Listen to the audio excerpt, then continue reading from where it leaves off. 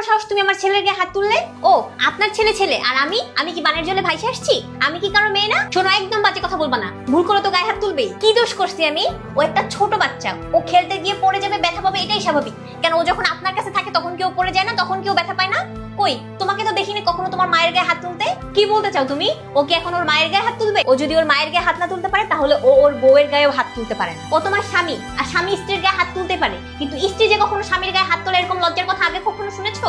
এর থেকে লজ্জার বিষয় আর কি হতে পারে? আর ছেলে মানুষ রাগের মাথায় হাত তুলতেই পারে। রাগ শুধু আপনার ছেলের একার নাই। ভুলে যাও না বৌমা যে তুমি এই বাড়ির বউ, আর তুমি ওর স্ত্রী হয়ে কিভাবে ওর গায়ে হাত তুলতে পারো? তো ও কিভাবে ভুলে গেছে যে আমি ওর স্ত্রী? ও কিভাবে আমার গায়ে হাত তুলতে পারে? তুমি ভুলে যাও না যে এটা আমাদের বাড়ি, এটা তোমার বাপের বাড়ি না। আর এই বাড়িতে থাকতে হলে আমাদের কথা মতোই থাকতে হবে। আশা করি বুঝতে পারছো কথা। আমরা মেয়েরা না আজকে পর্যন্ত এটাই বুঝতে পারলাম না যে কোনটা আমাদের নিজেদের বাড়ি। আর শোনো, ও আমারও ছেলে। আমি ওকে 9 মাস পেটে রেখে জন্ম দিছি। আর আপনারা এটা সিদ্ধান্ত নিয়ে নিন যে কালকে থেকে আপনাদের বাড়ির কাজ কে করবে।